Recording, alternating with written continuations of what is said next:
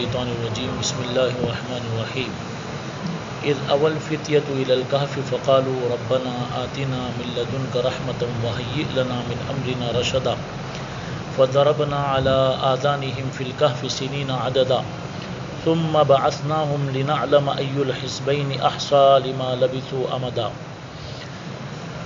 تو سورہ کہف کی تفسیر چل رہی تھی ایک عرصے سے، اور اس میں ابھی پہلا رکوع کا آخری حصہ تھوڑا سا باقی ہے۔ تو میں نے بتایا تھا کہ اللہ پاک نے شروع میں دنیا کے بارے میں اور مادیت کی حقیقت وغیرہ کے بارے میں اللہ نے ذکر کیا، اور سورت کے آخر میں بھی اللہ پاک نے اسی مضمون کو دہرایا ہے، اور اس میں چند واقعات بیان ہوئے ہیں۔ اس میں سے پہلا جو واقعہ ہے وہ اصحاب کہف کا ہے۔ اصحاب کہف کے معنی آپ کو بتا چکا ہوں کہ غار کے ہیں، ایک کشادہ غار کو عربی میں کہف کہتے ہیں۔ تو یہ غار والوں کا واقعہ ہے، اور واقعہ بھی تفصیل کے ساتھ جو ہے کئی مرتبہ آپ کے سامنے آ چکا۔ تو یہ جو اصحاب کہف ہیں، جو ایک زمانے میں جب حضرت عیسیٰ علیہ السلام کا زمانہ تھا، یعنی آپ گزر چکے تھے اور آپ کی نبوت کا زمانہ تھا، تو ہمارے نبی صلی اللہ علیہ وسلم سے پہلے، تو یہ حضرات جو ہے ان کے علاقے میں کفر اور شرک عام تھا، اور جو حق تھا، سچائی تھی، وہ اس کا دور دورہ نہیں تھا۔ تو اس زمانے میں کچھ نوجوانوں کا ذہن بنا اور ان کو احساس ہوا کہ یہ شرک اور کفر بری چیز ہے، غلط چیز ہے۔ اس کے لیے انہوں نے پورے معاشرے سے اپنے آپ کو الگ کر کے انہوں نے ایک جگہ جمع ہو گئے، یعنی الگ الگ طور پہ جمع ہوئے، اور پھر سب مل کر سب نے ایک دوسرے کو سب کا تعارف ہوا، تو ایک جماعت بن گئی ان کی۔ تو وہ جو ہے تقریباً 7 آدمی تھے۔ تو ان حضرات کا واقعہ اللہ پاک نے یہاں بیان فرمایا کہ ان لوگوں نے کس طرح دنیا کو اور کرسی کو اور دنیا کی چیزوں کو چھوڑ کر کے انہوں نے آخرت کو اپنایا اور اللہ کے دین کو اپنایا۔ تو اسی کا واقعہ چونکہ، اور آپ کو معلوم ہے اس کا شان نزول بتایا تھا کہ مشرکوں نے یہودیوں سے جا کر کے پوچھا تھا کہ ہم کو کوئی سوال دیجیے، جو سوال ہم اللہ کے نبی صلی اللہ علیہ وسلم سے جا کے کریں تاکہ حضور کو پریشان کریں۔ تو انہوں نے 3 سوالات بتائے تھے کہ یہ 3 سوال جا کے اللہ کے نبی صلی اللہ علیہ وسلم سے کرو، حضرت محمد صلی اللہ علیہ وسلم سے، جن کو وہ مانتے نہیں تھے۔ ان میں سے ایک سوال تھا روح کے بارے میں، تو اس کا جواب اس سے پہلے والی صورت میں موجود ہے۔ تو اور 2 سوال تھے، ایک اصحاب کہف کا واقعہ کیا، چونکہ یہ عجیب واقعہ ہے تو اس لیے انہوں نے پوچھا تھا کہ یہ واقعہ کیا ہے معلوم کرو، اور تیسرا سوال انہوں نے کیا تھا ذوالقرنین کے بارے میں۔ ان کا تذکرہ بھی آخر میں آئے گا اس صورت کے۔ تو اس کے جواب میں اللہ پاک نے یہ صورت نازل کی، اور اس سے پہلی والی صورت میں روح کے بارے میں بھی اللہ پاک نے جواب دیا۔ تو یہ اصحاب کہف کا واقعہ اللہ پاک نے یہاں بیان کیا، اور بیان کرتے ہوئے اللہ نے یہ فرمایا تھا کہ ام حسبت ان اصحاب الکہف والرقیم کانوا من آیاتنا عجبا، کہ اے پیغمبر کیا آپ یہ سمجھتے ہیں کہ یہ غار والوں کا اور تختی والوں کا جو واقعہ ہے کیا کوئی عجیب واقعہ ہے؟ یعنی جو اللہ کے نبی سے خطاب کر کے بول رہے ہیں، لیکن خطاب ان لوگوں سے بھی، سارے لوگوں سے ہے کہ تم اس اصحاب کہف کے واقعے کو عجیب سمجھ رہے ہو، اس سے بڑی بڑی عجیب عجیب چیزیں ہماری موجود ہیں۔ اصحاب کہف کو ہم نے 300 سال تک سلا دیا، پھر اس کے بعد ہم نے جگہ دیا، تو اس کو تم عجیب اور حیرت انگیز سمجھ رہے ہو، حالانکہ اس سے عجیب عجیب واقعات ہیں۔ یہ چاند، سورج، زمین، آسمان کا نظام، ایسے ہزاروں لاکھوں چیزیں ایسی ہیں جو عجیب ہے، حیرت انگیز ہے۔ ہم خود حیرت انگیز ہیں، ہمارے اندر کا نظام، ایک ایک چیز۔ تو اللہ نے جو اس تعجب کو ختم کیا، اور اس کے بعد فرمایا اذ اول فتیۃ الی الکہف فقالوا ربنا آتنا من لدنک رحمہ، کہ جب جو نوجوانوں کی ایک جماعت جو کیا ہوئی کہ اس نے پناہ لی الی الکہف، کہف میں، غار میں، فقالو، اور انہوں نے کہا ربنا آتنا من لدنک رحمہ، اے ہمارے پروردگار ہم کو آپ اپنی طرف سے رحمت عطا کیجیے، وہیئ لنا من امرنا رشدا، اور ہمارے کام میں آسانی پیدا کر دیجیے، سہولت پیدا کر دیجیے، کامیاب کر دیجیے۔ تو میں نے یہاں بتایا تھا، یہ بات میں نے بتائی تھی فتیہ پہ، نوجوان پہ، کہ ہمیشہ حق بات پر جمنا ڈٹنا یہ نوجوانوں کا وتیرہ رہا ہے. نوجوان جوانی کی جو عمر ہے وہ بڑی کام کی عمر ہے. اس میں انسان کے ہوش حواس عقل سب آدمی کے بالکل ٹھیک ٹھاک ہوتی ہے، اور پھر اس وقت میں انسان کے اندر بات قبول کرنے کی کچھ کرنے کی صلاحیت ان کے اندر ہوتی ہے. اور پھر اس کے بعد میں نے آپ کو بتایا کہ اس واقعے میں ایک اہم چیز یہ ہے کہ انہوں نے اللہ سے مانگا، دعا کیا. یہ بڑی اہم چیز ہے کہ انہوں نے ایسا نہیں کیا کہ بھئی ہم حق پہ ہیں چلے گئے ڈٹ گئے کچھ الٹا سیدھا کر لیا. سب سے پہلے وہ کیا کر رہے ہیں؟ اللہ سے دعا مانگ رہے ہیں. معلوم ہوا چاہے ہم 1000 تدبیریں کریں لیکن ہم کو دعا کرنا ہے. دیکھیے دعا جہاں تدبیر نہیں ہے وہاں بس دعا کرنا ہے. جہاں کوئی اسباب نہیں ہے وہاں ہم کو بس دعا کرنا ہے. جہاں تدبیر بھی ہے ہم کچھ کر سکتے ہیں وہاں ہم کو دعا بھی کرنا ہے تدبیر بھی کرنا ہے.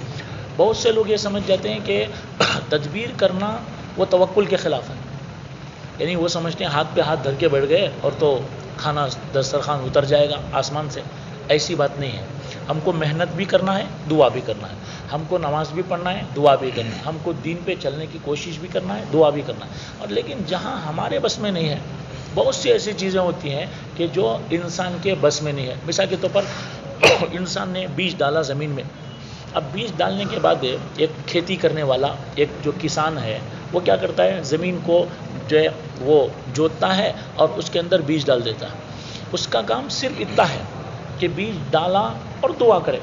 اب اس بیج سے جو ہے کونپلوں کو نکالنا، پودوں کو بنانا، درختوں کو اگا دینا، فصلوں کو جو ہے وہ اگانا وہ بندے کا کام نہیں ہے، جو ہے اللہ کا کام ہے.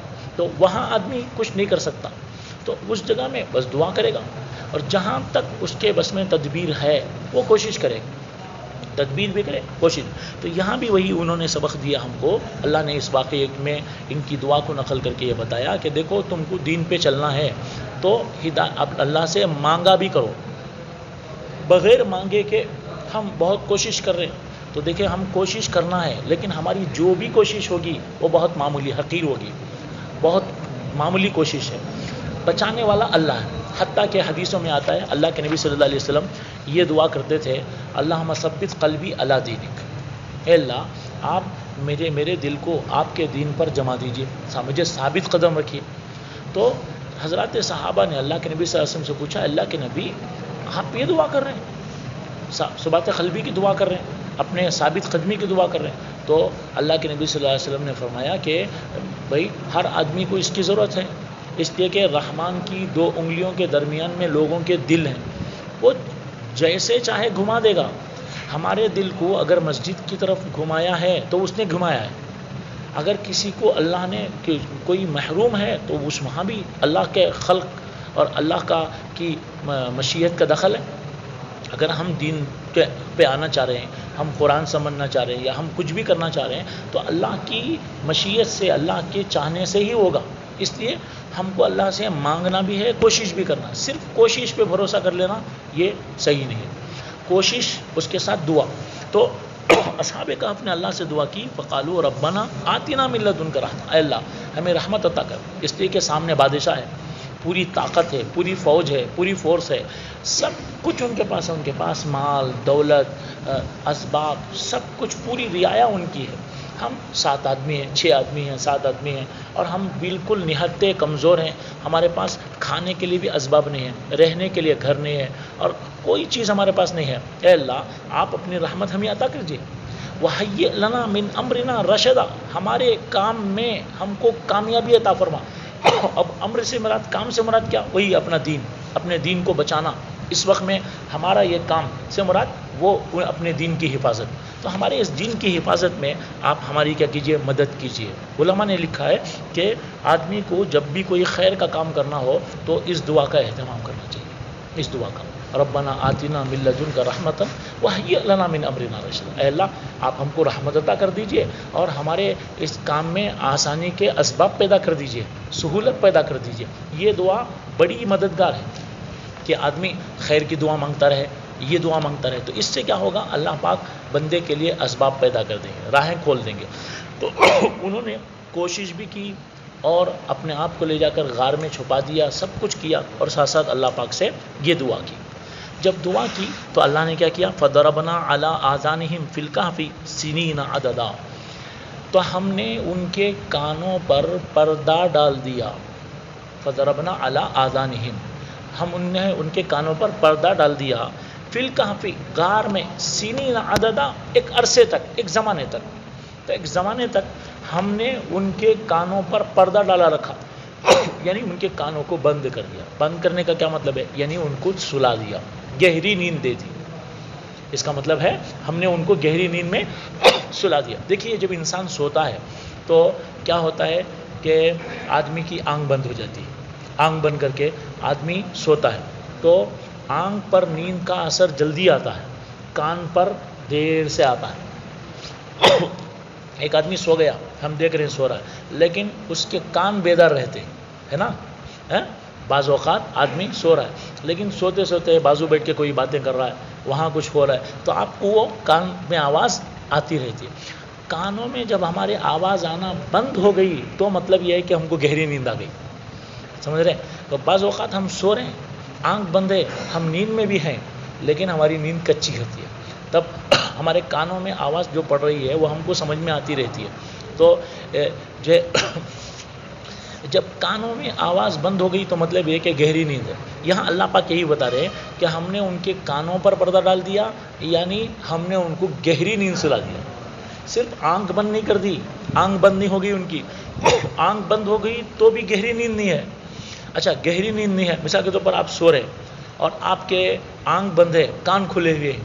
فرض کیجئے کوئی دشمن آپ کا ہے، کوئی بھی باہر پولیس ہے یا اور کوئی کچھ حادثہ ہو رہا ہے، آپ ڈرے سہمے ہیں، تو جب تک آپ کے کانوں میں آواز آتی رہے گی آپ سہم کے اٹھتے رہیں گے، ڈرتے رہیں گے، پریشان رہیں گے. اللہ اصحاب کہف کے دل کو مطمئن رکھنا چاہتے ہیں، اس کے لیے کیا کیا کہ ان کے کانوں کو بند کر دیا. جب آدمی گہری نیند سو جائے، سامنے شیر بھی سو جائے آ کے، کیا بھائی سوتے رہتا ہے نا، اسے کوئی ٹینشن نہیں رہتا. شیر سو جائے، ہاتھی اس کے سامنے آ جائے، باغ کھڑا ہو جائے، لیکن اسے کوئی پرواہ نہیں ہوتی. یہی اللہ پاک فرما رہے ہیں کہ ہم نے ان کے کانوں پر پردہ ڈال دیا، یعنی ہم نے ان کو گہری نیند سلا دیا. کیوں گہری نیند سلا دیا؟ تاکہ ان کو ٹینشن نہ رہے کہ بھئی پولیس آ جائے گی، کوئی فوجی آ جائیں گے، حکومت کے لوگ آ جائیں گے یا اور کوئی آ جائے گا. اللہ نے ان کو میٹھی نیند سلا دیا کہ بھئی میرے پیارے بندو، تم میرے دین کی خاطر جو ہے تم نے حکومت جو ہے وہ کرسی چھوڑی، تم نے شاہی خاندان چھوڑا، تم نے مال و دولت چھوڑی، اپنے جو ہے ماں باپ کو، بھائی بہن کو، رشتہ داروں کو، کنبے قبیلے کو، سب کچھ ساری دنیا کے اسباب کو چھوڑ کر تم میرے لیے باہر نکل گئے ہو، تو تم کو اب فکر کرنے کی ضرورت نہیں. یہ اللہ کی سنت ہے. جب آدمی حق پہ چلنا چاہتا ہے، دین پہ چلنا چاہتا ہے، سچائی کی راہ پہ جانا چاہتا ہے، اللہ کی ہمیشہ سنت ہے. یہ صرف اصحاب کہف کے ساتھ خاص نہیں، یہ صرف نبیوں کے ساتھ خاص نہیں، صحابہ کے ساتھ خاص نہیں، دوسرے لوگوں کے ساتھ نہیں، ہمارے ساتھ بھی ہے، قیامت کی صبح تک آنے والے لوگوں کے ساتھ خاص ہے. کہ جو بھی شخص، میں، آپ، دنیا میں سے کوئی بھی شخص، وہ کالا گورا، وہ مالدار غریب، کسی بھی علاقے کا، کسی بھی زبان کا بولنے والا، معاشرے میں کتنا بھی معمولی آدمی ہو، لیکن وہ جب دین پہ، سچائی پہ، حق پہ ڈٹنا چاہتا ہے، جمنا چاہتا ہے، اللہ اس کی مدد کرتا ہے. دیکھیں اصحاب کہف کی اللہ نے کیسے مدد کی. اللہ چاہتے تو بولتے ہم نے ان کو سلا دیا، صاف صاف بول سکتے تھے نا اللہ کہ ہم نے ان کو سلا دیا، یوں بول دیتے. لیکن اگر اللہ یہ کہہ دیتے ہم نے سلا دیا تو یہ بات ہم کو کیسے معلوم ہوتی کہ گہری نیند سلایا. اللہ اس لیے بول رہے ہم نے ان کے کانوں پر پردہ ڈال دیا، یعنی ہم نے ان کے کانوں کو بھی بند کر دیا. کان بند کب ہوتے ہیں؟ جب گہری نیند آتی ہے. یعنی ہم نے ان پیارے بندوں کو گہری نیند سلا دیا، میٹھی نیند سلا دیا. اس کا ترجمہ کرو کہ ہم نے ان کو میٹھی نیند سلا دیا. میٹھی نیند سلا دیا، اب سوتے رہو، بے خبر ہے ان کو باہر کیا ہو رہا ہے، ان کو خبر نہیں. اب اللہ نے ان کو سلایا کتنے سال؟ تقریباً 300 سال. 300 سال تک وہ سوتے رہے اور جو ہے ان کو کوئی پرواہ نہیں ہے. جیسے میں نے کہا شیر بھی آ جائے. اب دنیا میں کیا ہو رہا ہے، اب جب وہ نکل کے آ گئے تو اس وقت کا بادشاہ ان کو تلاش کر رہا. اس لیے کہ میں آپ کو بتایا اس میں سے 6 لوگ شاہی خاندان کے تھے، بادشاہ کے خاندان کے تھے. کسی وزیر کا بیٹا، کسی فلاں کا بیٹا، بادشاہ کا کوئی رشتہ دار، ایسے تھے وہ. تو ان کے خاندان والے، گھر والے اور بادشاہ، حکومت، فوج، یہ سب تلاش کر رہے ہیں وہاں، سب کچھ ہو رہا. اب دیکھیے اگر وہ بیدار رہتے، ان کو خبر ملتی رہتی، اگر وہ وہاں آوازیں آتی رہتی تو ہمیشہ وہ ڈرتے رہتے. اللہ نے ان کو سلا دیا، وہ اب ان کو مصروف کر دیا کس میں؟ تم تلاش کرتے رہو اصحاب کہف کو. اور اصحاب کہف غار میں. اب آگے چل کے آپ کو معلوم ہوگا کہ اللہ نے کیسے ان کے لیے انتظامات کیے. تو پہلی چیز اللہ نے کہا ہم نے ان کو میٹھی نیند سلا دی، ایک طویل عرصے تک، ایک زمانے دراز تک. میں نے کہا 300 سال تک اللہ نے تقریباً ان کو سلا دیا، میٹھی نیند سلا دیا. ثم بعثناہ، پھر ہم نے ان کو جگایا، لنعلم ای الحزبین احصی لما لبثوا امدا، تاکہ ہم یہ جان لیں کہ دونوں گروہ میں، دونوں جماعتوں میں سے کون زیادہ شمار کرنے والا ہے. لما لبثوا امدا، کہ وہ کس مدت اور کتنے زمانے تک سوتے رہے اور کتنے زمانے تک وہ رہے، یعنی غار میں وہ کتنے زمانے تک رہے، یہ کون زیادہ یاد رکھتا ہے، کون اس کا زیادہ شمار کرتا ہے، یعنی کسے یاد ہے، یہ جاننے کے لیے ہم نے سلا دیا. اب اللہ نے کہا جاننے کے لیے، اللہ تو سب جانتے ہیں، یعنی مطلب یہ ہے کہ وہ ظاہر کرنے کے لیے. اب یہ دو جماعتوں سے مراد یا تو اصحاب کہف کی دو جماعتیں کہ انہوں نے جب وہ بیدار ہوئے نا، انہوں نے پوچھا بھئی ہم کتنی دیر سوئے، تو کسی نے کہا کہ بھئی ہم اتنی دیر سوئے، تھوڑی دیر سوئے، کسی نے کہا نہیں ایک دن یا اتنا کچھ سوئے. تو ان میں بھی اختلاف ہوا، ہم کتنا سوئے، چند دن تک سوئے، کسی نے کہا کہ ہم اتنی دیر سوئے، کسی نے کہا اتنی دیر سوئے. اور اس سے مراد اصحاب کہف اور باہر کے لوگ دونوں بھی مراد ہو سکتے ہیں. اب باہر کے لوگ جانتے ہیں، کیوں جانتے ہیں؟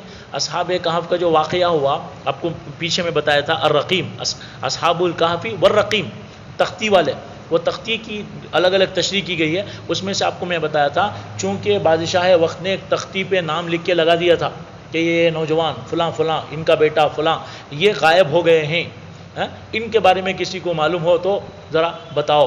تو ایک واقعہ ہمارے ساتھ ایسا ہوا، یہ لوگ یہ تاریخ کو فلاں وقت میں غائب ہو گئے، لکھ کے لگایا گیا تھا. تو اب باہر جو دنیا کے لوگ ہیں ان میں یہ واقعہ مشہور ہے کہ بھئی ایسا ہوا تھا، کہتے 300 سال پہلے ایسا ہوا تھا، 100 سال پہلے ہوا تھا، 150 سال، ہر زمانے میں لوگوں میں چرچا رہا ہے.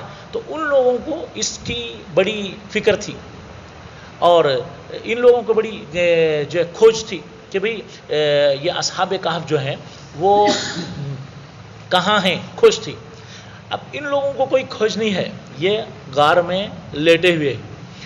جب یہ بیدار ہوئے نیند سے 300 سال کے بعد، جب بیدار ہوئے تو اب آگے چل کے واقعہ آئے گا کہ ان میں سے ایک آدمی کو باہر بازار کو بھیجا گیا کہ بھئی بازار جاؤ، تھوڑا کھانا لے کے آؤ، حلال کھانا لے کر کے آؤ. وہ بھی میں بتاؤں گا بعد میں چل کے. تو حلال کھانا لے کے آؤ، بازار میں کچھ ملتا ہے کیا. تو وہ گئے. جب وہ آدمی گیا تو باہر دیکھ رہا ہے کہ کچھ بدلا سا دکھ رہا ہے. اب بہرحال وہ تھوڑا سہمتے ڈرتے کہ بھئی ہم کو کوئی پہچان نہ لے. وہ کیا سوچ رہے ہیں، ہم سوئے تھے اور آج جگ رہے ہیں، کل سوئے تھے آج جگ رہے ہیں، صبح میں سوئے تھے شام میں جگ رہے ہیں، یہ سمجھ رہے. وہ چوری چھپے کھانا لینے کے لیے جا رہے ہیں. لیکن ان کو کیا معلوم کہ 300 سال گزر چکے ہیں، باہر کی دنیا میں 300 سال گزر چکے ہیں، یہ یہاں 300 سال سے سوئے ہوئے ہیں، ان کو خبر نہیں ہے. اب وہ یہ سوچ کے جا رہے ہیں کہ ہم کل سوئے تھے، اب چوری سے چھپ کے کھانا لینے کے لیے جا رہے ہیں. جب وہ کھانا لینے کے لیے گئے تو ایک جگہ ہوٹل میں کسی جگہ گئے، کھانا لے لیا، بھئی اتنا کھانا دو، فلاں دو، لے لیے. کھانا جب ان کو مل گیا تو انہوں نے پیسے دیے. اب جب پیسے دیے تو 300 سال پرانے. اب اس وقت تک یہاں اسلامی حکومت آ گئی تھی، یعنی اس زمانے میں جو اہل حق تھے ان کی حکومت آ گئی تھی، مسلمان سب ہو گئے تھے، اسلام پھیل گیا تھا. اور یہ ان کے پاس جو سکہ تھا وہ کافروں کے زمانے کا تھا. اب آج کے زمانے میں کوئی بہت 300 سال پرانا سکہ لا کے دے تو کہاں ملا ہوئی تم نے یہ، اب 4 آنے 8 آنے لے کے آیا کوئی، وہ تو ہمارے بچپن کا ہے. اس سے بھی پہلے کے 1 آنا 2 آنا یا اس سے بھی پہلے کے اگر لے کے کوئی پیش کر، ارے یہ کیا تم لے کے آئے، کوئی کھانا لے کے ہوٹل میں اگر 300 سال پرانا سکہ پیش کرے تو حیرانی ہوگی. تو وہاں بھی ایسے ہوا، یہ کیا پیش کر رہے ہو بھائی، تم پیسہ ہے. اب اس سے ان کو سمجھ میں آ گیا وہ یہ کچھ ہے دال میں کالا. یہاں انہوں نے پکڑ لیا کہ بھئی سچ بولو کیا ہے واقعہ. تو انہوں نے کہا بھئی پیسہ دے رہا ہوں لے لیجئے. اگر یہ تو پرانے زمانے کا پیسہ ہے, اب تو اسلامی حکومت ہے, تم کون سے زمانے کا پیسہ لا رہے ہو. یہ تھوڑا سہمے. جب یہ سہمے تو انہوں نے پہچان لیا. اب لوگوں میں, سارے لوگوں میں خوش تھی, اور چونکہ یہ مسلمان تھے, اب جو اسلامی حکومت آ گئی تھی, تو ان لوگوں کو تو اور خوشی کی بات ہے اصحاب کہف مل جائے, اس لیے کہ انہی کا مذہب پہ تو یہ ہے. تو انہوں نے کھوج کی, پھر بادشاہ کو خبر ہوگی, پھر فورس آئی, پھر ان کا پیچھا کیا گیا, وہاں جا کے ان کو دیکھا گیا تو وہ وہاں موجود ہیں. تھوڑی دیر کے بعد اللہ نے پھر ان کے اوپر وہ ان کی ملاقات ہوئی, ان کو لوگوں نے پہچان لیا, پھر اللہ نے ان پر موت طاری کر دی. پھر اس کے بعد انہوں نے وہاں ایک مسجد بنا دی, سب کچھ کیا, لمبا چوڑا واقعہ ہے, انشاءاللہ آگے آئے گا. تو میں کیا بتانا چاہ رہا ہوں, اللہ نے یہ جو کہا ثم بعثناہم لنعلم ای الحزبین احصیٰ لما لبثوا امدا, پھر ہم نے ان کو جگایا, ان اصحاب کہف کو 300 سال کا لفظ یہاں نہیں ہے, یہ تفسیر بول رہا ہوں میں, جگایا ہم کو تاکہ ہم جان لے کہ دونوں جماعتوں میں سے, وہ دونوں جماعتیں یا تو اصحاب کہف کے دو جماعت ہو سکتی, یہ کہہ رہے ہیں اتنی دیر سوئے, یہ کہہ رہے ہیں اتنی دیر, یا نہیں تو یہ ہے اصحاب کہف ایک جماعت باہر کی, وہ لوگ کہہ رہے ہیں بھئی تم تو 300 سال سے سوئے ہوئے ہو, یہ کہہ رہے ہیں ارے ہم تو کل سوئے تھے. تو اللہ یہ ظاہر کرنے کے لیے ہم نے ان کو جگایا. دیکھو جب یہاں بات آئی تو یہ بھی بات بتا دوں کہ جب حضرت یہ 300 سال کے بعد جس وقت میں یہ جگہ, اس زمانے میں ان کا ایک پادری تھا, اس نے یہ دعویٰ کر دیا تھا کہ بھئی مرنے کے بعد کوئی انسان دوبارہ زندہ نہیں ہوتا, یہ اس نے دعویٰ کر دیا تھا. اور طرح طرح کے شکوک, جیسے آج بھی انٹرنیٹ پر میڈیا میں مختلف قسم کے کیا کرتے ہیں کہ شوشے چھوڑے جاتے ہیں کہ بھئی ایسا کیوں, یوں کیوں, یہ اللہ کے بارے میں, اللہ کی وحدانیت کے بارے میں, رسولوں کے کچھ نہ کچھ وہ یہ چھوڑ دیتے. اس طرح اس زمانے میں ایک بحث چھڑی ہوئی تھی کہ بھئی مرنے کے بعد دوبارہ پیدا ہونا جو نہیں ہوگا, یہ خامخواہ کی بات ہے, یوں اڑی ہوئی تھی. تو اس زمانے میں ہو سکتا ہے کچھ لوگوں کے دلوں میں, اس لیے کہ جب کوئی ایسی غلط بات ہوتی ہے تو کیا ہوتا ہے, جن کے پاس علم نہیں ہوتا یا سطحی علم ہوتا ہے, یا علماء سے قرآن سے جو قریب نہیں ہوتے, وہ کیا ہوتا ہے ان سے متاثر ہو کے ارے ایسا کہتے, یوں کہتے, وہ واٹس ایپ میں آ گیا, فلاں میں آ گیا. اب آدمی متاثر ہو جائے کہ کیا کرتا, اسلام سے ہی پھر جاتا, حق سے پھر جاتا, اسلام کے بارے میں شک کرتا. حالانکہ اس موقع پر ان کو چاہیے تھا کہ اللہ پاک نے بتایا ہے فاسألوا اہل الذکر ان کنتم لا تعلمون, بھئی تم نہیں جانتے تو علماء سے پوچھو. اس لیے کہ دوائی لینی ہے تو ڈاکٹر سے لیتے ہیں, گھر بنانی ہے تو انجینئر کے پاس جاتے ہیں. اسی طرح دین سمجھنا ہے تو علماء کے پاس جانا ہے, اس لیے کہ وہ اس فیلڈ کا آدمی ہے نا. تو آپ ٹماٹر لینا تو ٹماٹر والے کے پاس جاتے ہیں نا, دین لینا تو دین کے والوں کے پاس آنا. اب کیا ہوتا ہے, لوگ متاثر ہو جاتے ہیں. اب یہ جو کچھ الٹی سیدھی بات چلا دی جاتی ہے, اس سے متاثر ہو کر کے گمراہ ہو. تو اس زمانے میں یہ مسئلہ چھڑا ہوا تھا. جب اللہ پاک نے ان کو جگایا اور یہ واقعہ پھیلا تو وہ پورا فتنہ دب گیا کہ بھئی دیکھو اللہ پاک انسان کے مرنے کے بعد دوبارہ پیدا کر سکتا ہے. حالانکہ یہ اتنی واضح بات ہے, قرآن میں اللہ نے فرمایا ہے کہ ہم تم کو ایسے ہی دوبارہ زندہ کریں گے جیسے تم کو ہم نے پہلی مرتبہ پیدا کیا. انسان کو اللہ نے پہلی مرتبہ کیسے پیدا کیا, کچھ بھی نہیں تھا, انسان ایک گندا خطرہ تھا, اس گندے خطرے سے اللہ نے انسان بنا دیا. اللہ پاک فرماتے ہیں جب ہم تم کو پہلی مرتبہ گندے خطرے سے پیدا کر سکتے ہیں تو تم جب مر کے مٹی میں مل گئے, تمہارے اجزاء وہاں موجود ہیں, ان کو ہم اکٹھا کر کے پھر تم کو کیوں نہیں پیدا کر سکتے. بہت کوئی مشکل نہیں. لیکن یہ واقعہ جب پیش آیا تو وہ جو فتنہ تھا سارا دب گیا.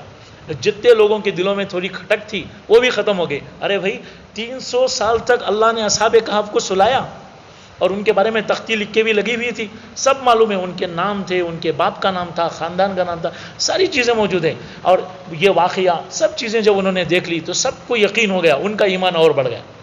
اب دیکھیے یہاں ایک بات غور کرنے کی ہے, یہ 7 لوگ جس وقت میں اللہ کے دین پر قائم رہنے کے لیے چلے تھے اس وقت میں کتنے کمزور تھے, ان کے لیے کتنی مشکلیں تھیں. لیکن آج اللہ 300 سال کے بعد ان کو جگا رہا ہے اور ہزاروں لاکھوں لوگوں کے دلوں میں ایمان کی مضبوطی کا ذریعہ ان کو بلا رہا ہے. اس سے کیا معلوم ہوا کہ جس آدمی کے دل میں سچا جذبہ ہو اور کوشش کرے تو اللہ پاک اس کے نتائج آج نہیں تو کل پیدا کر دیتے. ہم کیا سوچتے ہیں, ارے میں ایک آواز لے کے اٹھا ہوں, میں ایک کام کر رہا ہوں, اس میں کون جان ڈالے گا. ارے جان وہ ڈالے گا جو جس کے ہاتھ میں ہے. تو اب دیکھیے 7 لوگ کھڑے ہوئے, اس وقت میں بڑے کمزور تھے, آج وہ اس زمانے کے ہیرو بن گئے. اس کے بعد آگے آپ کو آئے گا کہ اللہ ان لوگوں نے ان کے جو اصحاب کہف تھے اس جگہ انہوں نے کیا کی، ایک مسجد تعمیر کی، باقاعدہ مسجد تعمیر کی ان کی یادگار میں. تو اللہ نے ان کو زندگی دے دی. تو اللہ پاک فرما رہے کہ ہم نے دوبارہ ان کو زندہ کر دیا تاکہ یہ ظاہر کر دیں کہ کون جتنی مدت یہ رہے یعنی غار میں، اس مدت کے بارے میں کون کیا جانتا ہے. اس کے بعد فرما رہے ہیں نحن نقص علیک نبأہم بالحق. اللہ فرماتے ہیں کہ ہم صاف طریقے پر، ٹھیک ٹھاک طریقے پر ہم آپ کو ان کا واقعہ سناتے ہیں. میں آپ کو بتایا تھا پہلے، کئی مرتبہ بتایا ہوں، اللہ نے پہلے دو تین آیتوں کے اندر اللہ نے اختصار کے ساتھ واقعہ شارٹ کٹ بیان کیا. اس کے بعد اب تفصیل پہ آ رہے ہیں اللہ پاک، اب تفصیل سے آ رہے ہیں. اب اللہ فرما رہے ہیں ہم آپ کو ٹھیک ٹھاک طریقے پر، صاف طریقے پر ان کا قصہ سناتے ہیں. ہم قصہ بتاتے ہیں. کیا قصہ؟ انہم فتیۃ آمنوا بربہم، ایک چند نوجوان تھے جو اپنے رب پر ایمان لائے، اپنے پروردگار پر ایمان لائے. وزدناہم ہدی، اور ہم نے ان کو ہدایت میں بڑھا دیا، یعنی ان کی ہدایت میں اضافہ کر دیا. تو اللہ فرماتے ہیں یہ چند نوجوان تھے جو اپنے رب پر ایمان لائے. جب ایمان وہ لائے تو ہم نے کیا کیا، ان کی ہدایت میں اضافہ کر دیا، ان کو اور بڑھا دیا. یعنی ایمان جو ہمارا ہے وہ ایمان بڑھتا رہتا ہے. انسان کا جو ایمان ہے، جب آدمی محنت کرتا ہے تو ایمان بڑھتا رہتا ہے. اسی وجہ سے دیکھیے قرآن کریم میں سورہ فاتحہ میں اللہ پاک نے ایک دعا سکھائی ہے، اہدنا الصراط المستقیم، اے ہمارے رب ہم کو سیدھا راستہ بتا، ہدایت عطا فرما، سیدھے راستے کی رہنمائی عطا فرما. اب دیکھیے یہ وہ دعا ہے جسے ہم روزانہ ہر نماز کی ہر رکعت میں پڑھتے ہیں. نبی بھی یہ دعا پڑھتا ہے، ولی بھی پڑھتا ہے، ابدال بھی پڑھتے ہیں، بڑے سے بڑا اللہ کا ولی، بڑے سے بڑا گنہگار بھی. تو نبی کو بھی ہدایت مل رہی ہے، ان کو بھی. تو اب یہ ہدایت کا کیا مطلب؟ ہدایت کے درجات، ہدایت کی اتنے درجات ہیں جس کی کوئی حد و انتہا نہیں ہے. وہی بات یہاں بھی ہے کہ وزدناہم ہدی، ہم نے ان کو ہدایت میں بڑھا دیا. ایمان بڑھتا کب ہے؟ جب حالات پیش آتے. جب ہم لوگوں کو اگر سمجھیے اب اس وقت میں جیسے ہمارے ملک میں حالات ہیں، اذان پہ، نماز پہ، مسلمان ہونے پہ، جینے پہ، فلاں پہ، ہر چیز میں ہمارے لیے مسائل ہے. کبھی اوقاف کا مسئلہ چھیڑ دے رہے ہیں، کبھی طلاق کا مسئلہ چھیڑ دے رہے ہیں، کبھی کچھ. تو اب ہم سوچتے ہیں ارے کیا اتنا ہمارے ساتھ حالات آ جا رہے ہیں. نہیں، یہ حالات اس لیے آتے ہیں تاکہ اللہ ہم کو اونچا اڑائے. جب انسان پر حالات آتے ہیں، ایمان کے بارے میں خصوصیت سے یاد رکھ لیجئے، جب نارمل حالت ہو، ہمارے خلاف کوئی سازش نہ ہو، تو ہمارا ایمان میں وہ اضافہ نہیں ہوتا. جب حالات آئے، میں نماز پڑھ رہا ہوں، پریشان کر رہے ہیں، اور ہدایت پہ چلنا چاہ رہے ہیں، پریشان کر رہے ہیں، اب اس وقت میں آدمی جب بچے گا، احتیاط کرے گا، ان تمام تکلیفوں کو برداشت کر کے آگے بڑھے گا، اللہ پاک ہدایت میں بڑھا دیتے اور مزید ہدایت دیتے چلے جاتے رہتے. اس کی مثال ایسے ہے جیسے ایک انسان جب پہلوان بننا چاہتا ہے تو کیا کرتا ہے؟ وہ کھڑا ہو جاتا ہے، دو چار لوگ اسے خوب مارتے رہتے.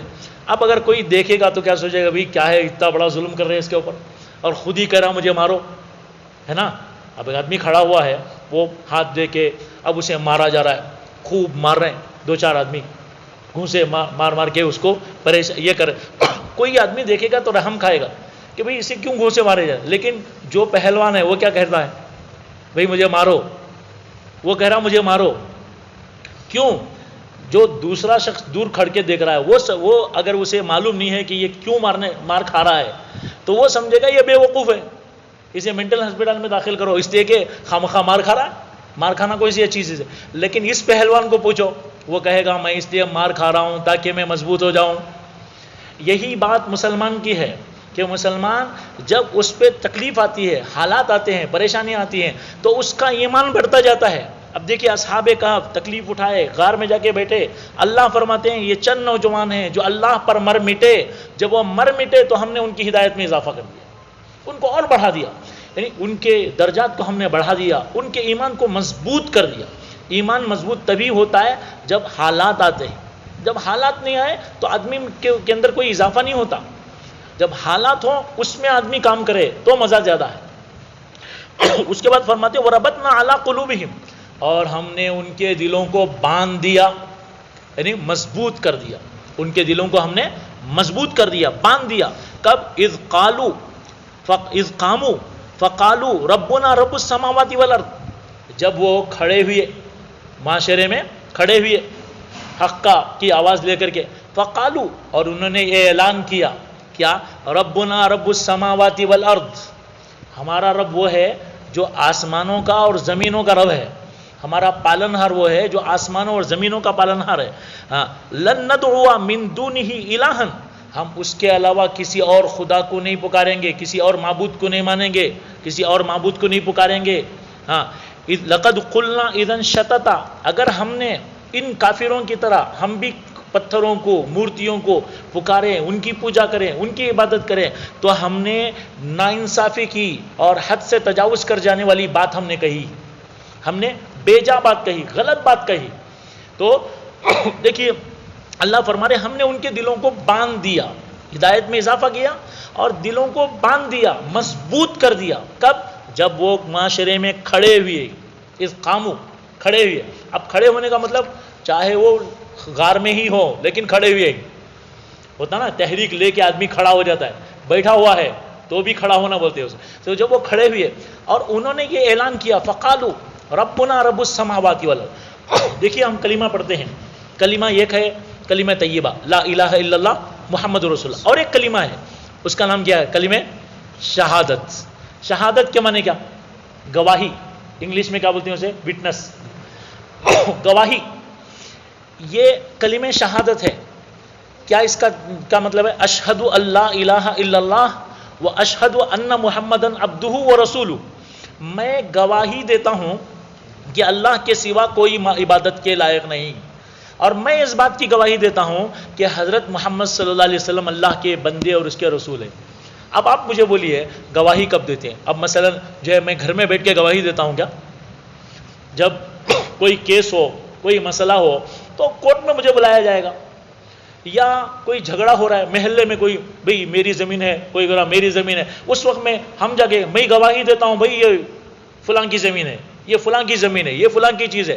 گواہی تب دے دینا. تو گواہی لوگوں کے سامنے دی جاتی ہے کہ بند کمرے میں دی جاتی ہے؟ لوگوں کے سامنے دی جاتی ہے.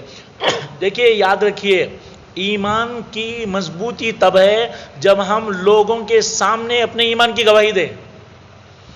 گواہی کس کے سامنے دینا؟ جب ہم گواہی دیتے ہیں تو کس کے سامنے دیتے ہیں؟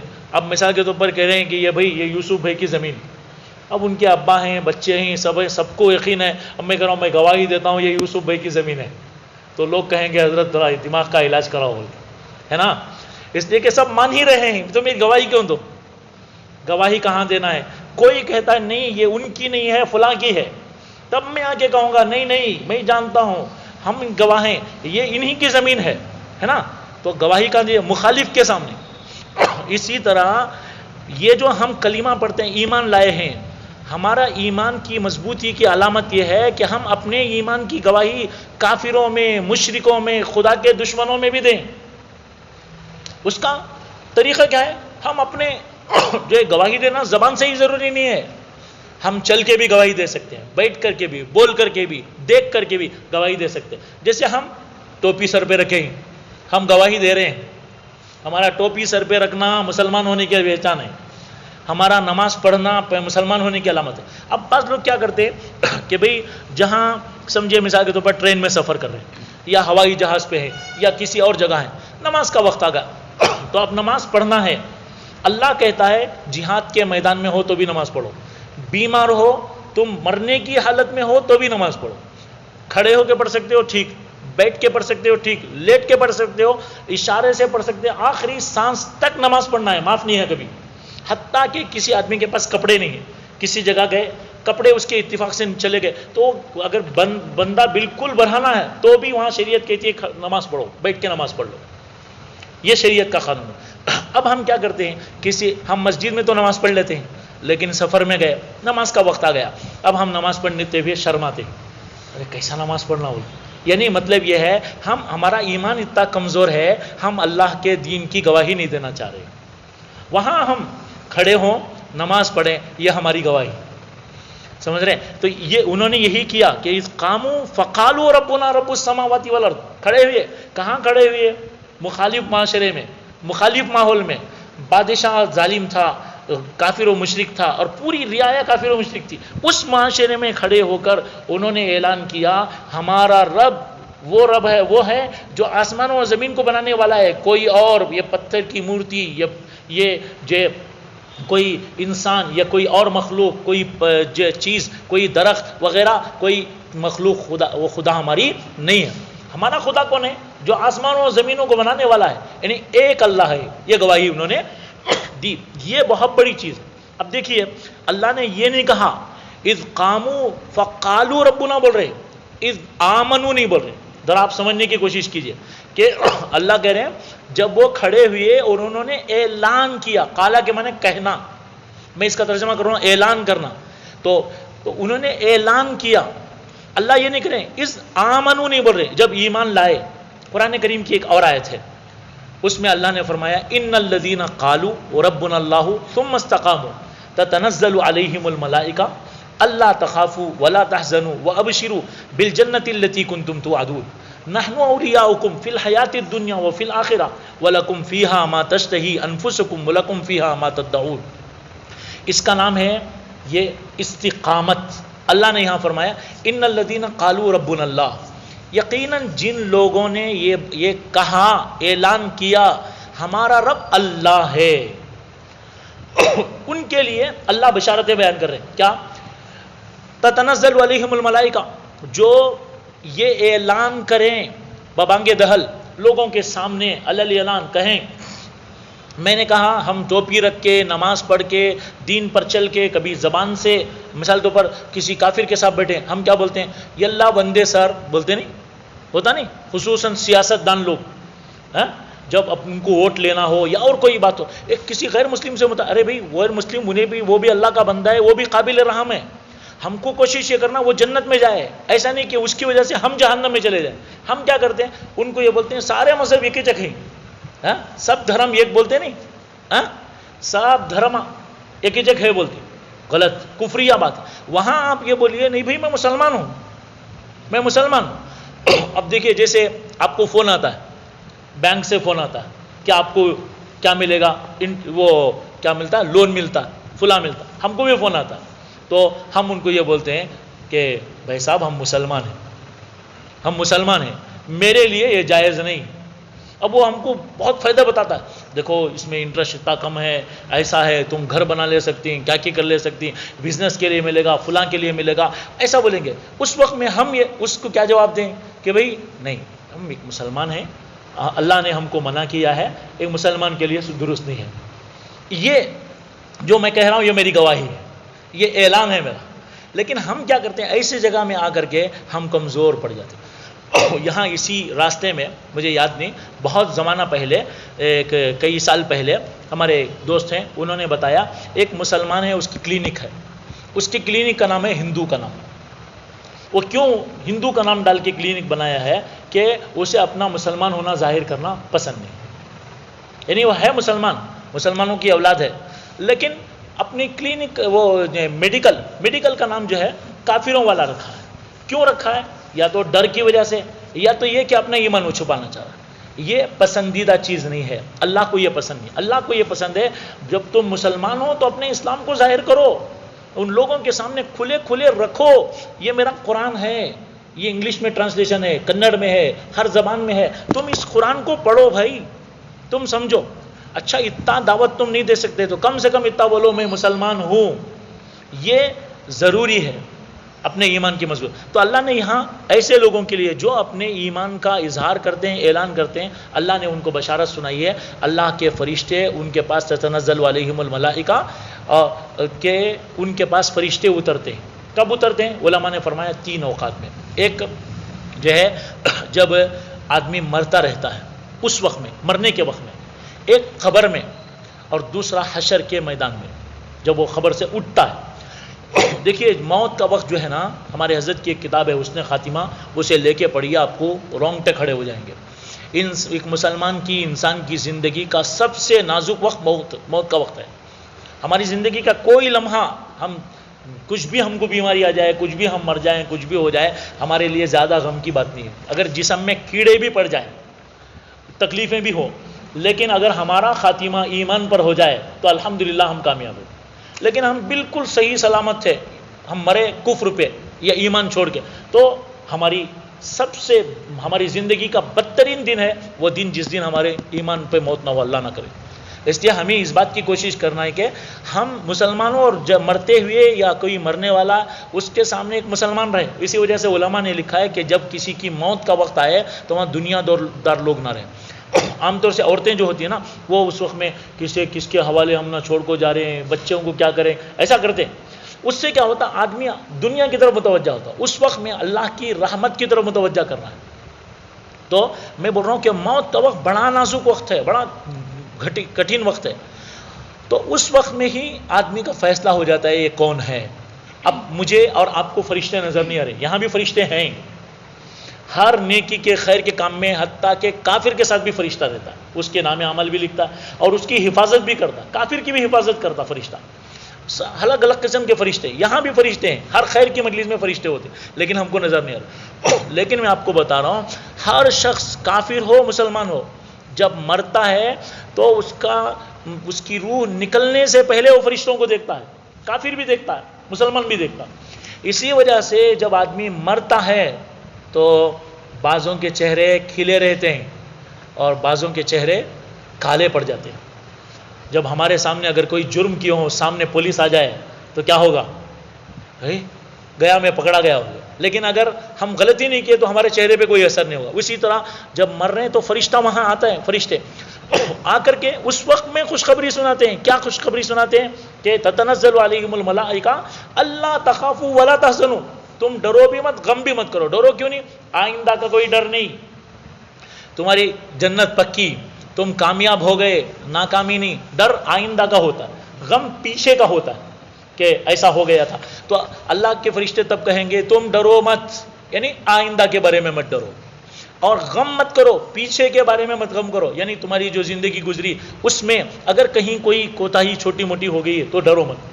اسی طریقے سے علماء نے یہ بھی لکھا ہے کہ نیک لوگوں کو اس کا مطلب یہ بھی ہوتا ہے کہ تم بیوی بچوں کے بارے میں مت ڈرو. بہت سے لوگ فکر میں رہتے ہیں, میں مر گیا تو میرے بچوں کا کیا ہوگا. تو فرشتے کہیں گے تم ڈرو مت, ان کا ہم انتظام کر دیں گے. جو نیک ہوتا ہے آپ کو اسی اصحاب کہف کے واقعے میں نہیں, اس میں نہیں, اس سے پہلے والی جو سورت ہے تو سورہ بنی اسرائیل, اس کے اندر واقعہ ہے حضرت موسیٰ نہیں, اسی میں ہے. وہاں آپ کو میں بتاؤں گا کہ وہاں اللہ پاک نے ایک دیوار حضرت خضر علیہ السلام نے کیا کر دی, درست کر دی تھی. تو وہاں اللہ پاک فرماتے ہیں کہ یہ دیوار جو ہے ہم نے اس لیے درست کروائی کہ اس دیوار کے نیچے خزانہ تھا, اور وہ جو دیوار کے نیچے جو خزانہ تھا وہ جو بچے تھے وہ ایک نیک اولاد آدمی کی نسل کے بچے تھے. تو ان بچوں کے لیے, چونکہ وہ نابالغ چھوٹے چھوٹے بچے ہیں, جیسے یہ چھوٹے بچے ہیں, اب اگر وہ دیوار گر جاتی تو لوگ اس مال کو چرا لیتے.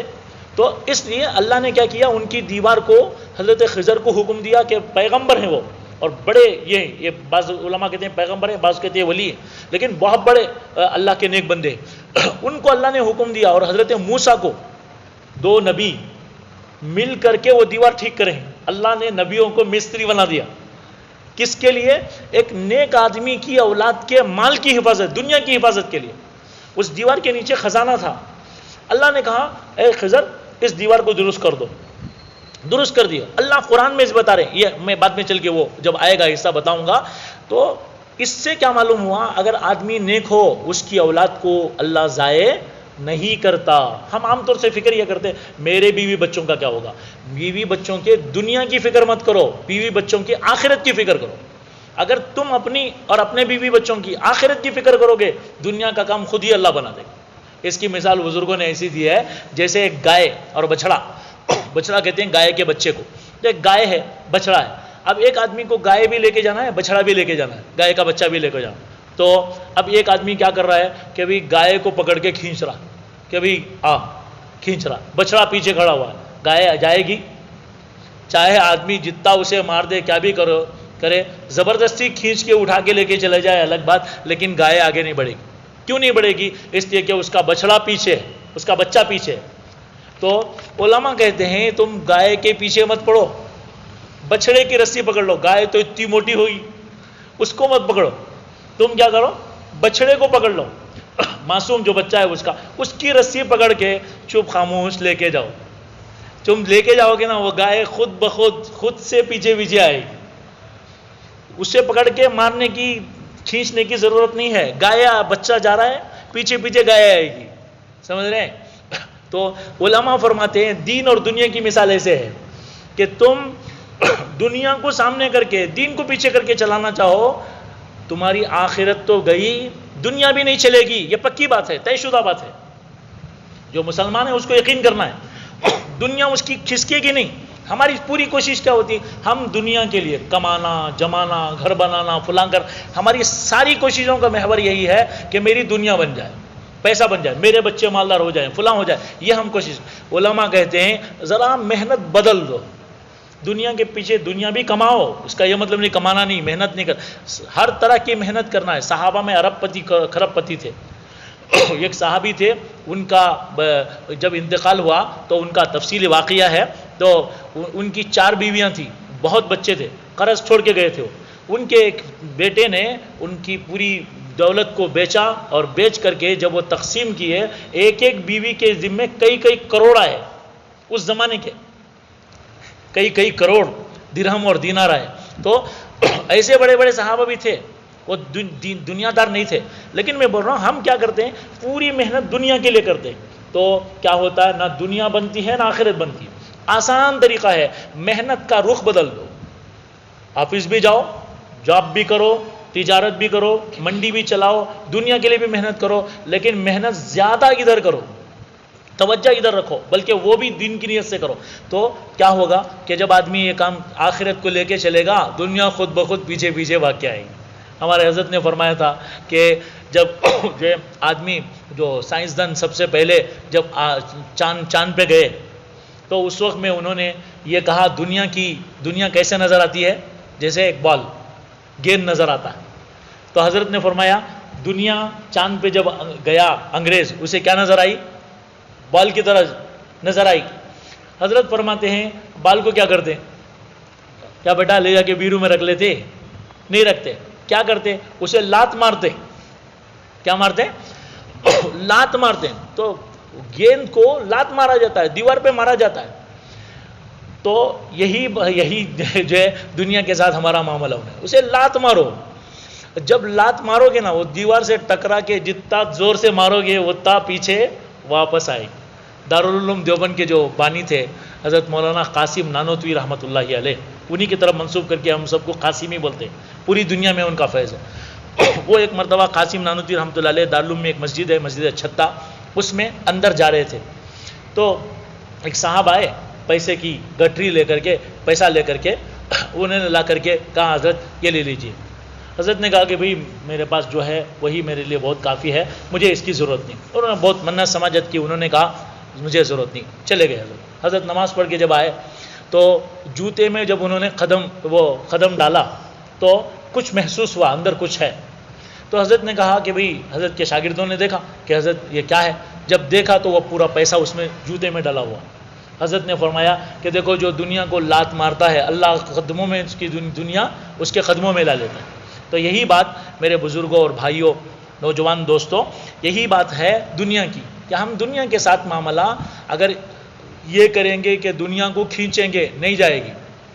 حدیث میں ہے اللہ کے نبی صلی اللہ علیہ وسلم نے فرمایا کہ جس کا غم، جس کی فکر آخرت ہو جائے گی، اللہ اس کے دنیا کے کام خود بخود بنا دے گی. یہ حدیث سنا رہا ہوں. اور جو شخص اپنی پوری محنتوں کا محور دنیا کو بنا لیتا ہے، اللہ فرماتے ہیں، اللہ کے نبی فرماتے ہیں، اللہ اس کے کاموں کو پھیلا دیتے. اب اسے ٹینشن، وہ کیس، یہ مسئلہ، وہ مسئلہ، یہ ٹینشن، صبح کو اٹھا تو ٹینشن، رات کو سویا تو ٹینشن، یہ ہوتا ہے. لیکن اللہ کے نبی فرماتے ہیں تم جس کا غم، جس کی فکر آخرت ہو جائے، اللہ اس کی دنیا خود بخود بنا دیتے. تو بہرحال میں وہ سنا رہا تھا، سنا کے میں اپنی بات ختم کروں کہ اللہ کے نبی صلی اللہ علیہ وسلم، اللہ پاک فرماتے ہیں جو اللہ یہ اعلان کرے کہ میرا رب اللہ ہے، اور ثم پھر اس کے بعد وہ اس پہ قائم ہو جائے. ان الذین قالوا ربنا اللہ ثم استقاموا، جنہوں نے یہ اعلان کیا اللہ ہمارا رب اللہ ہے، اور اس کے بعد اس پہ جم گئے، اس پہ سیدھے جم گئے، ڈٹے رہے، اس سے پھرے نہیں، ہٹے نہیں اسلام سے. جیسا کہ یہ اصحاب کہف نہیں پھرے، اس طرح رہو گے تو اللہ فرماتے ہیں کہ اس وقت ان کے پاس فرشتے آئیں گے۔ تو موت کے وقت کی بات بتا رہا تھا کہ موت کے وقت میں شیطان آتا ہے، حدیثوں میں اللہ کے نبی صلی اللہ علیہ وسلم نے فرمایا کہ باپ کی شکل میں آتا، ماں کی شکل میں آتا، اور جو ہم کو زیادہ محبوب پسندیدہ ہے، کسی کو ماں سے بڑی محبت ہے، کسی کو باپ سے ہے، کسی کو بیوی سے ہے، کسی کو بھائی سے ہے، بہن سے ہے، تو کیا ہوتا ہے وہ اس کے پاس شیطان آئے گا انہی کی شکل میں، آ کر کہتا ہے دیکھو تم کافر ہو کے مر جاؤ، تم یہودی ہو کے مر جاؤ، تم فلاں ہو کے مر جاؤ، یہ کہتا۔ اس موقع پر آدمی جو ہے وہ چونکہ شیطان جو ہے ان کا روپ دھار کے آتا ہے تو آدمی متاثر ہو جاتا ہے۔ اس وقت میں اللہ کے فرشتے آتے ہیں، وہ کہتے ہیں نہیں اس کی بات مت مانو، تم حق پہ ڈٹے رہو اور تمہارا انجام اچھا ہے اور تم کلمہ پڑھ کے مرو، یہ وہ تعلیم دیتے ہیں، ان کی حفاظت کرتے ہیں، اور یہ کہتے ہیں تم کو پریشان ہونے کی ضرورت نہیں، تمہارے سارے کام ہم نے جو ہے بنے بنائے، تو اللہ تخافوا ولا تحزنوا وابشروا بالجنہ، جنت کی خوشخبری سنو کہ وابشروا بالجنۃ التی کنتم توعدون، جس کا نبی اور پیغمبر اور اللہ کی کتابیں تم سے وعدہ کرتی تھی دنیا بتے نا، جو نیک ہوگا اللہ جنت دیں گے، تو فرشتے آ کے بتائیں گے تمہارے لیے جنت تیار ہے، جنت کے جو خوشخبری سنو۔ اس کے بعد کہیں گے نحن اولیاؤکم فی الحیات الدنیا وفی الآخرہ، ہم دنیا میں بھی تمہارے دوست تھے، ساتھی تھے، آخرت میں بھی۔ اب میں بولا نا دنیا میں ساتھی تھے، ابھی ہمارے ساتھ بیٹھے ہیں، ہم کو نہیں معلوم ہو رہا، فرشتے کہیں گے ہم دنیا میں بھی تمہارے ساتھ تھے۔ اور حدیثوں میں آتا ہے کہ دنیا میں جب ہم کوئی خیر کا کام کرتے ہیں تو بھی یہ جو خیر کا کام ہوتا ہے اللہ فرشتوں کے ذریعے سے ہمارے دل میں یہ بات ڈالتے ہیں کہ تم ایسا کرو، نیکی کر لو، نماز پڑھ لو، فلاں کر لو، یہ خیر کا ارادہ بھی فرشتوں کے ذریعے سے ڈالتے ہیں۔ تو فرشتے کہیں گے ہم دنیا میں بھی تمہارے ساتھ رہتے تھے، ساتھی تھے، تمہاری مدد کرتے تھے، اور نحن اولیاؤکم فی الحیات الدنیا وفی الآخرہ، اور آخرت میں بھی ہم تمہارے دوست ہیں۔ اب یوں اس کی مثال میں ایسا دیتا ہوں جیسے آپ امریکہ جائیں، اور امریکہ میں گئے آپ اکیلے، آپ کا کوئی بھی دوست نہیں ہے، وہاں کوئی جاننے والا نہیں، تو آپ کیا کریں گے؟ بڑے پریشان ہو جائیں گے، کہاں جاؤں، کیا کروں، یا حج ہی کو چلے گئے، آپ عمرے کو چلے گئے تو آدمی پریشان ہوگا۔ لیکن اگر آپ وہاں گئے اور وہاں ایئرپورٹ پہ آپ اترے، آپ کا ایک دوست، آپ کا ایک بھائی آپ کو آیا، السلام علیکم، خیریت ہے، آئیے، ہم آپ کے دوست ہیں، فلاں ہیں، یعنی تو آپ کو معلوم بھی نہیں تھا، گئے ایک دوست مل گیا، بولتے ہیں ارے بھائی میں تو یہیں جدہ میں رہتا ہوں، میں یہیں امریکہ میں رہتا ہوں، آپ آؤ، کوئی پریشانی کی بات نہیں، آپ ہم کتنا مطمئن ہو جاتے ہیں، ارے بھائی چلو پورے مسئلے حل ہو گئے، خوش ہو جاتا آدمی۔ فرشتے کہیں گے تم اس دنیا سے آخرت میں آئے ہو، ہم تمہارے ساتھی ہیں، اب تم پریشان ہونے کی ضرورت نہیں، اسی عالم کے ہیں وہ کہیں گے ہم تمہارے ساتھ ہیں، تم کو کوئی ڈرنے کی ضرورت نہیں، نحن اولیاؤکم فی الحیات الدنیا وفی الآخرہ ولکم فیہا ما تشتہی انفسکم، اور یہاں تم جو چاہے وہ چاہو گے ملے گا، وَلَكُمْ فِيهَا مَا تَدَّعُونَ، جو مانگو گے ملے گا، جو مانگو گے ملے گا، جو چاہو گے ملے گا، جو بھی تمہارا دل چاہے۔ حدیثوں میں آتا ہے، یہ میں اس لیے سنا رہا ہوں کہ یہ آیت اس سے متعلق ہے۔ یہاں انہوں نے کہا، اللہ نے کہا اِذْ قَامُوا فَقَالُوا رَبُّنَا رَبُّ السَّمَاوَاتِ وَالْأَرْضِ، وہ جمع، یہاں بھی وہی بات ہے، اِنَّ الَّذِينَ قَالُوا رَبُّنَا اللَّهُ ثُمَّ اسْتَقَامُوا، تو اب وہاں جو ان کو جو وہ چاہیں گے وہ سب کچھ ملے گا، جو مانگیں گے وہ ملے گا۔ حدیثوں میں آتا ہے ایک بندہ، ایک پرندہ اڑ رہا ہوگا، خواہش کرے گا کھانے کی، دل میں ارادہ ہوا اور بھنا بھنایا اس کے سامنے تیار ہو کے آ جائے گا۔